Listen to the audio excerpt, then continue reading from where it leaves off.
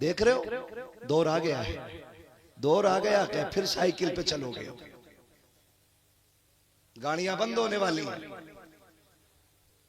Diesel अब भी line में लग के मिला हम। आने वाले 10 दिन में क्या होने वाला ये तो अल्लाह ही जानता।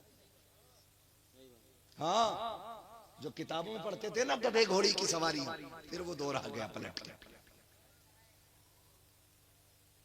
दुनिया फिर पीछे जा रही है। किधर जा रही है? और हम शॉर्टकट के चक्कर में। मेरे बाद आपको हिंदुस्तान का वो खूबसूरत लहजा जिसको पूरी दुनिया असद इकबाल कलकत्तवी के नाम से जानती है, उनसे भी आपको मुलाकात करनी है।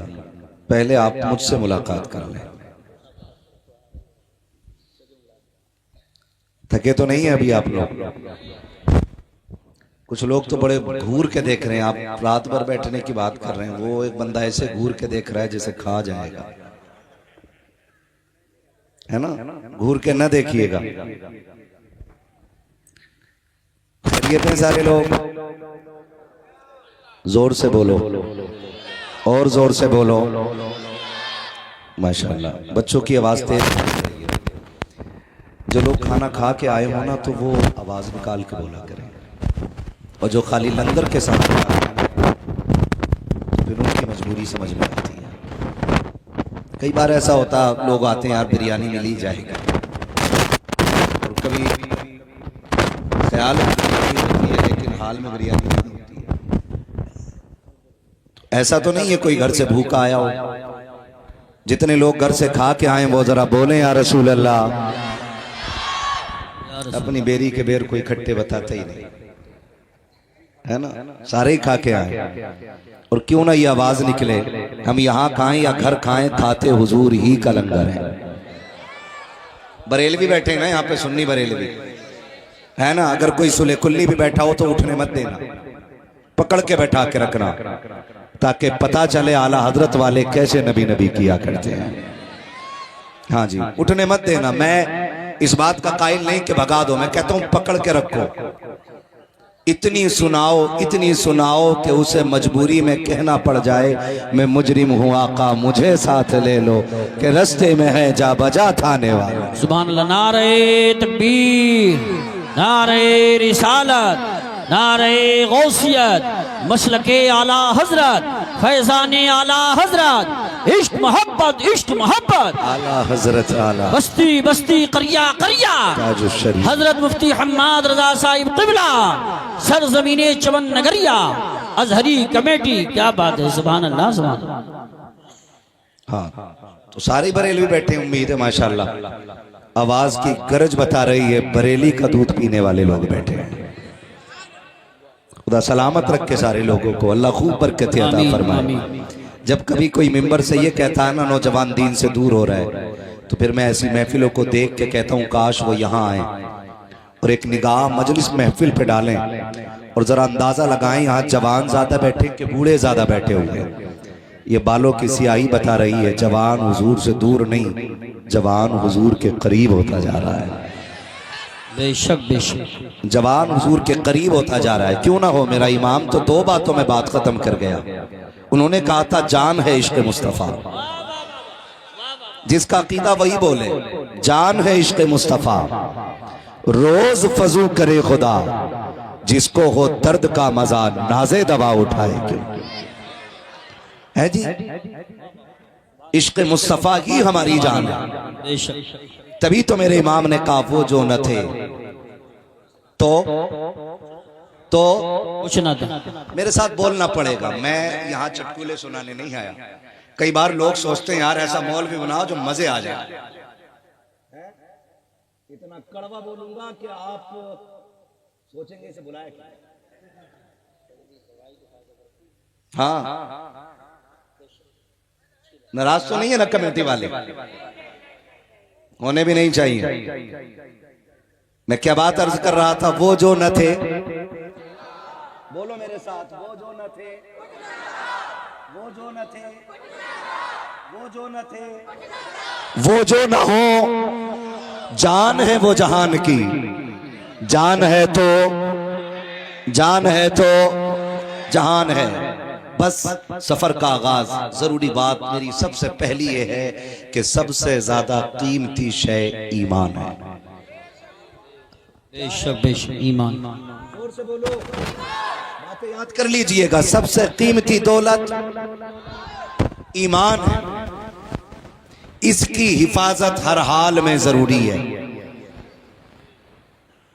और ईमान जिसके पास है वो सबसे अमीर है, बेशक। और जिसके पास ईमान नहीं वो सबसे ज्यादा गरीब नहीं, फटीचर है। जी बेशक।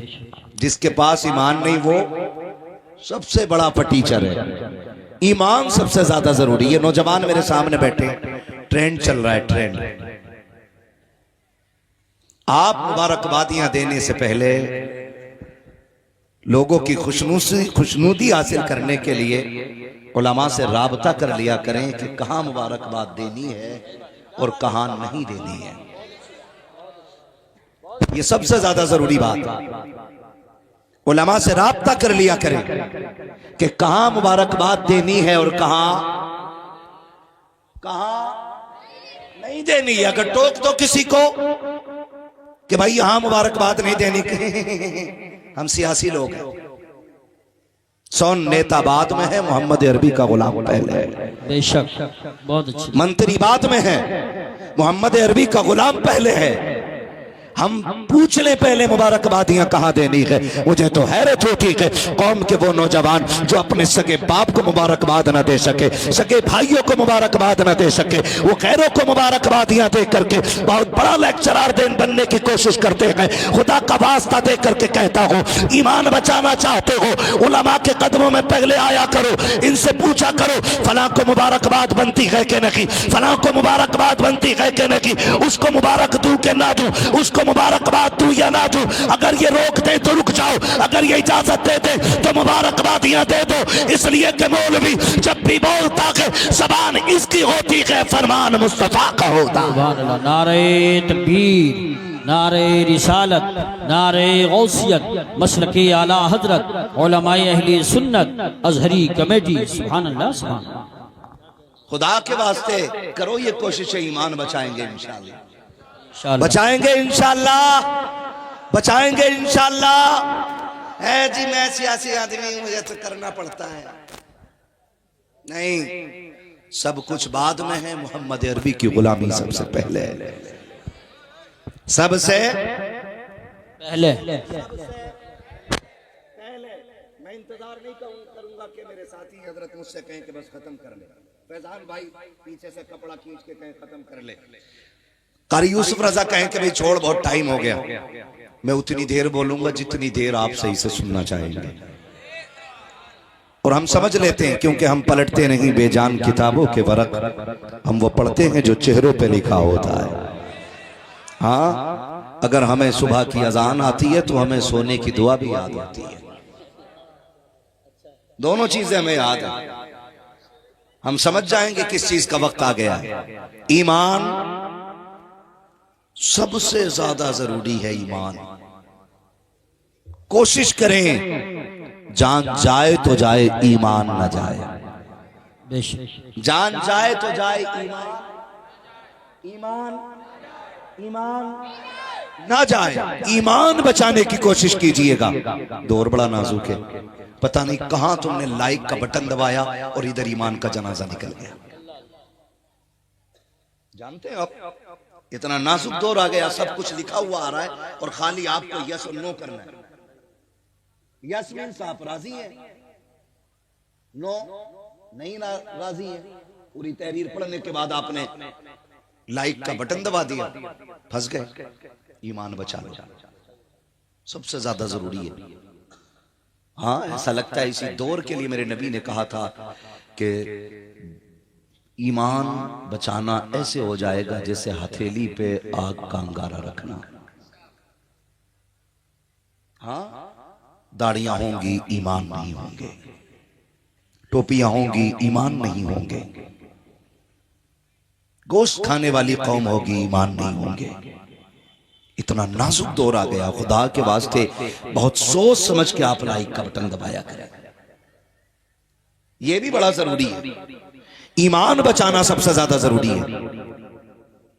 और ये जो हवा चली है ना मुबारकबादियां देने की, थोड़ा सा लिमिट में आ जाएं, लिमिट में और पहले मुसलमान बन जाए,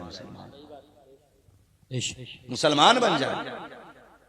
अपनों की कब्रों पे जाके कह रहा है बड़ी याद आ रही है ईद का दिन तुम्हारा, आज तुम होते तो कितना अच्छा लगता। सगा बाप घर में पड़ा है और उससे ईद मिलने के लिए बेटा तैयार है। ये तरबियत है हमारी। आज जो घर के अंदर है उस पे गौर नहीं, जो सोशल मीडिया पे है उस पे सबसे ज्यादा गौर। शबे कद्र आए, शबे बारात आए, माफी नामे लिख लिख के भेज रहे हैं। कोई खता हो गई हो तो माफ कर देना, मैंने दिल दिखाया हो तो माफ कर देना। तेरी तहरीर वो पढ़ रहा है जिसने कभी तुझे देखा न की है, तेरी तहरीर वो पढ़ रहा है जिसने कभी तुझे जाना न की है, तेरी तहरीर को उसने देखा है जिसने कभी तुझे नहीं देखा है। लेकिन घर में पलने वाला खानदान जिसमें भाई भी हैं, बहनें भी हैं, जिसमें अपने भी हैं, पराए भी हैं, जिसमें रिश्तेदार भी हैं, माँ भी हैं, लेकिन उनके दरवाजे तक जाते हुए हमारे कलेजे मुंह को आ जाए करते हैं। क्या फायदा तुम्हारी कमेंट पे, तुम्हारी तहरीर पे अगर किसी ने लाखों लाइक भी दे दिए, अगर घर के अंदर बैठा हुआ भाई तुझसे नाराज होकर दुनिया से चला गया, तेरी गलती ने उसका दिल तोड़ा के हजारों लाइक नहीं बचा पाएंगे, लाखों कमेंट नहीं बचा पाएंगे। जरूरी ये है कि माफी उनसे ना मांग जिनको तूने देखा न की है, माफी उनसे मांग जिनका तूने दिल दुखा रखा। बेशक बेशक, क्या कहने, वाह वाह वाह, सुभान अल्लाह, सुभान। हक है, हक है, ये जरूरी है। अभी कुछ दिन पहले एक साहब ने अब्बा की कब्र लगाई फोटो में, ईद का दिन आया था, कह रहा अब्बा बड़े याद आ रहे हैं, अब्बा बड़े याद आ रहे हैं। अगर मेरे बाप होते आज उनके जूते उठा के मैं ईद की मुबारकबाद देता। मैं कहता हूं काश ये जुमला जो तूने मरने के बाद बोला है ना, अगर उनकी जिंदगी में बोल देता तो तुझे मरने में देर लगती, रब को तेरी कब्र को जन्नत बनाने में देर नहीं लगती। हमें उनकी जिंदगी में ये बातें बोलनी थी और हम मरने के बाद तमन्नाएं कर रहे हैं काश ऐसा हो जाए, काश ऐसा हो जाए। अपनी जिंदों की कदर करो, जो है उनकी कदर करो। दिल के पपोले जल उठे सीने के दाग से, इस घर को आग लग गई घर के चराग से। अपने अपनों के दुश्मन हो बैठे, अपनों ने अपनों के गले काट दिए, अपने अपनों के खिलाफ मुकदमे कर रहे हैं, अपने अपनों को इंजर्ड करके हॉस्पिटल पहुंचा रहे हैं, अपने ही अपनों को जेल कराने पे लगे हुए हैं। अपने दुश्मन हम ही काफी हैं, गैरों की क्या जरूरत थी। सोचे जरा, जोर दें। आज ये महफिल सजी है, दिल पे हाथ रख के बताना सारे ला इलाहा इल्लल्लाह वाले, हाँ सारे बरेली वाले से प्यार करने वाले लोग हैं। मगर क्या कोई ऐसा होगा इस महफिल में, क्या सारे ऐसे लोग हैं कि जिसके सीने में किसी के भी तरफ से कोई नफरत या कोई बुग़्ज़ और कोई कीना ना हो? नहीं, बड़ा मुश्किल हो गया है। अब तो मस्जिद की पहली सफ में बैठे हुए लोगों का दिल पहचान पाना मुश्किल है कि ये इबादत की नीयत से आगे बैठा या दूसरों को पीछे करने की नीयत से पीछे बैठा है। अब तो इबादतों में इतनी हमारे दिखावे आ गए, अब तो मस्जिद की पहली सब महफूज नहीं है। यहां से जाके आप कहोगे मजा आया उस्मान भाई पे, मजा आया फैजान भाई पे, मजा आया असद भाई पे। क्या खाक मजा आया? अगर दिल न बदले तो कुछ न बदला, अगर दिल न बदल सके तो कुछ न बदला। आज ना सियासत की आड़ में आकर के हम ईमान बेच देते, लोग टके टकों पे बिक जाते। ईमान इतना सस्ता नहीं है। ईमान कितना महंगा है, पूछ नबी के बिलाल से। ईमान की कीमत क्या होती है, पूछ उस्मान गनी से। ईमान कितना कीमती है, पूछ नबी के अबू बकर से। ईमान की कीमत क्या होती है, पूछ हजरत सुमैया से। ईमान कितना कीमती है, पूछ हजरत जुनैरा से। तब पता चलता है ईमान कितनी कीमती चीज है। मैंने इसीलिए कहा मर जाना लेकिन ईमान का सौदा न करना, मर जाना ईमान का सौदा न करना। आज तो माफ कीजिएगा, अपनी बात मनवाने के लिए हमें कुफ्र की हद तक उतरना पड़े तो उतर जाते हैं। कुफ्र की हद तक। अल्लाह करे ये बातें आपके जहन में उतर जाएं। मैं हिंदी की चिंदी नहीं, इशारा की न्याय में बात कर रहा हूं। अल्लाह करे ये बातें जहन में उतर जाएं। हम कुफ्र की हद तक उतर जाते हैं। अगर मुझे अपना काम कराना है तो मैं कुफ्र की तह में उतर के कहता हूं भाई मेरे भाई को जरा जेल करा दो, मैं आपके साथ खड़ा हूं। मेरे चचा को फांसी करा दो, मैं आपके साथ खड़ा हूं। खुदा का वास्ता दे के कहता हूं ये उम्मत इतनी सस्ती तो ना थी जो टके टके पे बिक जाती। इस उम्मत को यूं तो नहीं बनाया गया था जो एक कप चाय के लालच में बिक जाती। इस उम्मत को इतना सस्ता तो नहीं बनाया गया था जो जरा से काम के लिए ईमान का सौदा कर देती। उस उम्मत को इतना पक्का बनाया गया कि इतना पक्का बनाया गया कि एक दस्तरखान लगा के दस्तरखान के कोने पे बाप बैठा के, बाप को अबू बकर सिद्दीक कहा जाता है, दूसरे कोने पे उसी दूसरे कोने पे बेटा बैठा के जिसको अब्दुर्रहमान इब्ने अबू बकर कहा जाता है। बाप बेटे में गुफ्तगू हो रही है। बेटे ने अब्बा के चेहरे को देख के कहा था अब्बा जी याद है वो जंग जो इस्लाम से पहली जंग कुफ्र की थी? कहा बेटे कौन सी जंग? का जंग बदर की बात कर रहा हूं। आप मुस्तफा के साथ आए थे, मैं अबू जहल के साथ आया था। कहा फिर बेटे? कहा कि जब आप अबू जहल के खिलाफ निकले, मैं मुस्तफा के खिलाफ निकला। आप नबी की हिमायत में तलवार लेके आए, मैं अबू जहल की हिमायत में तलवार लेकर के आया। कहा बेटे फिर? कहा एक बार मैंने तलवार उठाई, मेरी निगाह उठती, अब्बा मैंने तेरा चेहरा देखा, मेरे हाथ रुक जाते हैं, मैं तेरी गर्दन कैसे काट देता, तू मेरा बाप था। मैंने ये सोच के तलवार वापस कर ली। अबू बकर मेरा बाप लगता है, इस पर तलवार नहीं चलाई जाएगी। मैंने अब्बा समझ करके तलवार वापस कर ली थी। अबू बकर सिद्दीक ने लुकमा छोड़ा और कहा खबरदार सुन ले, तू मेरा बेटा था जो तूने मैदान जंग के अंदर मुझको देख करके बाप होने के ख्याल से तलवार वापस कर ली। शुक्र मना कि तू मेरी तलवार के नीचे नहीं आया, वरना मैं दूध का रिश्ता भुला देता, खून का रिश्ता भुला देता और मैं तेरी एक टुकड़े नहीं बल्कि तेरे कई टुकड़े कर देता। इसलिए कि अबू बकर का ज़ाहिर भी नबी के साथ है, अबू बकर का बातिन भी नबी के साथ। सुभान अल्लाह। नारे तकबीर, नारे रिसालत, नारे हैदरी, नारे गौसियत, मसलके आला हजरत, फैज़ान आला हजरत, इस्लाह मुआशरा कॉन्फ्रेंस, अजहरी कमेटी, हजरत मुफ्ती हम्माद रजा साहिब क़िबला, सरज़मीन चमन नगरिया। सुभान अल्लाह, सुभान अल्लाह। ये ईमान है, ये जोर से ये ईमान है। मेरा इमाम कहता सोना जंगल। क्या बात है, सुभान अल्लाह। फिर काहे बुलाया असद इकबाल भाई को आपने? सब तो आपको याद ही है। सोना जंगल छाई बदली सोने वालों चोरों की सुभान अल्लाह, है ना? लग रहा है कि आज पक्के बरेलवियों से पाला पड़ गया है ना? अल्हम्दुलिल्लाह। अल्लाह सलामत रखे। हम तो कहते हैं कादरी कर, कादरियों में कदर अब्दुल कादिर कुदरत नुमा के। क्यों कहते हैं? इसका राज भी मेरे मुर्शिद ताजुश शरिया ने खोला और उन्होंने कहा जिंदगी ये नहीं है किसी के लिए, जिंदगी है नबी की, जिंदगी है नबी की, ना समझ मरते हैं जिंदगी के लिए, जीना मरना है सब कुछ नबी के लिए। सारे बोले जीना मरना है सब कुछ, जीना मरना है सब कुछ।